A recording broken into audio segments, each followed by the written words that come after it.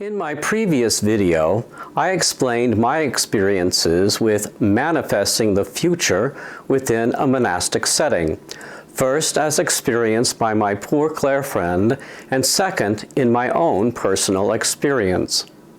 The following will make no sense if you haven't viewed this previous video. If you have not watched part 1, please save this video to your Watch Later playlist, view the first video, and come back. I will be waiting for you.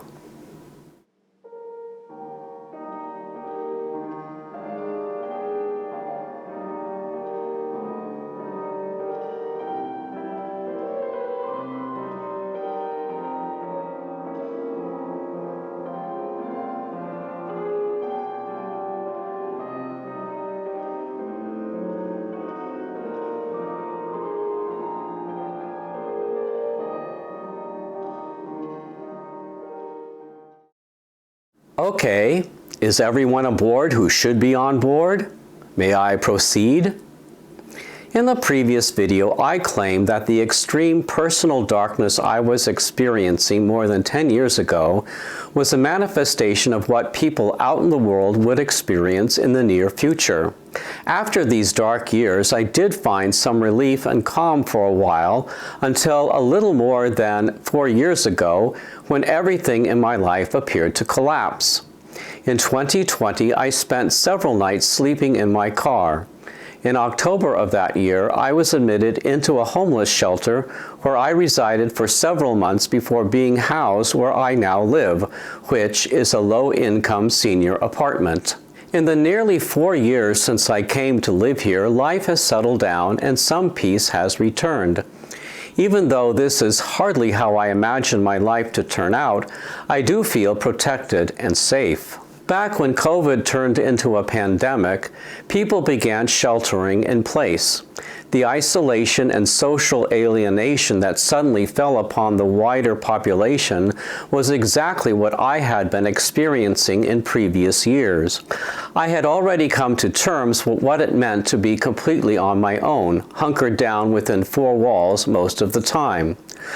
Most of my life I had been an introvert and a loner, but never antisocial or socially awkward.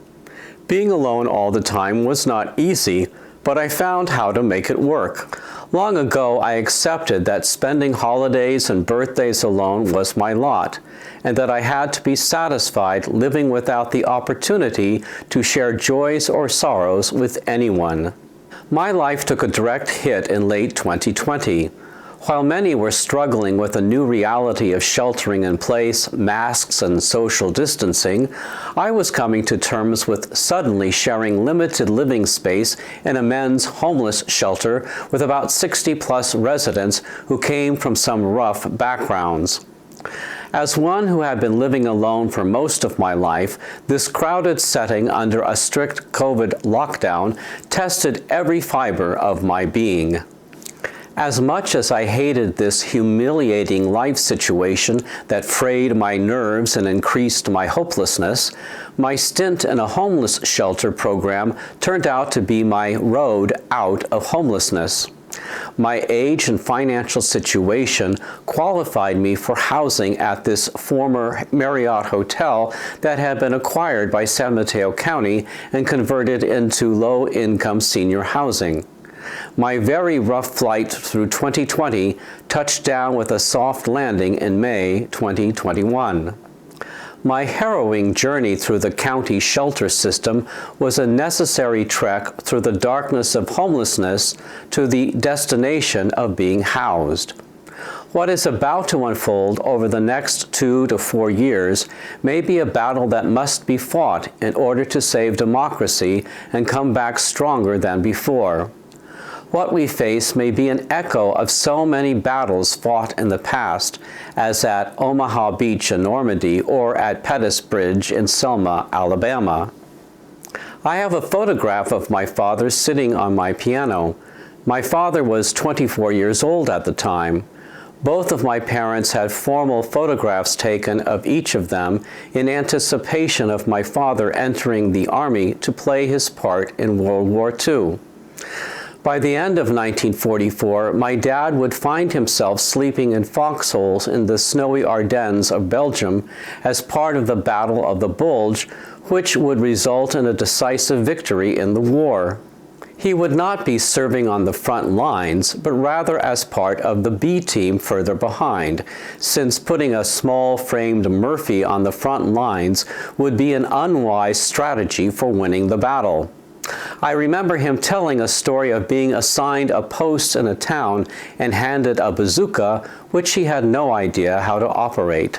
My father's face in the photo reveals some amount of anxiety over the unknown danger he would be encountering several months in the future. The people of his time have been labeled the greatest generation for having lived through the Great Depression and the Second World War. It is important to point out that what made them so great was not anything that came naturally or out of their DNA. These were ordinary folks just like us, if not less equipped. It was their response to the moment which transformed them into greatness. It has become clear to me that there are many people who are hardwired to be pessimists. They are very much like my late mother, who, for every silver lining, saw a thick, dark cloud. One could never convince her that something was a blessing in disguise, or that any new procedure or idea was an improvement or positive move. She was quick to answer with a negative interpretation or reaction. So I am guessing that pretty much nothing I am going to say will be welcomed by all who watch this video. But for those seeking some hope in this very dark moment, I offer this encouragement as well as my own version of a pep talk for facing the years ahead. In the last video, I mentioned how I was experiencing some moments of peace and calm in the weeks before the election, and that I was certain that all was going to be okay. In the last few days, I put out the following clarification as a quote post of my earlier one on Threads. I am not predicting a blue wave or that MAGA or Trump will disappear overnight. I don't know any details. I just sense that the tide is turning and that the people of the U.S. are ready to turn the page. More people are on the side of right than wrong, and we will in time move forward from this disastrous era in American history. Perhaps I was beginning to sense that the blue wave about which I had been fantasizing was not about to come to pass. Nevertheless, I was certain that somehow all would be well, even if it was going to take some time. Like so many others, I was deeply saddened by the outcome of the November 5th presidential election, the loss of the control of the Senate, and the continuation of the Republican majority in the House of Representatives. I too am on edge about what we will face in the years ahead, but I have not given up hope, and neither should you. In my third video installment, I am going to offer my thoughts on what lies ahead. These are not predictions, but thoughts which I hope will provide some encouragement for those who may be tempted to give up hope.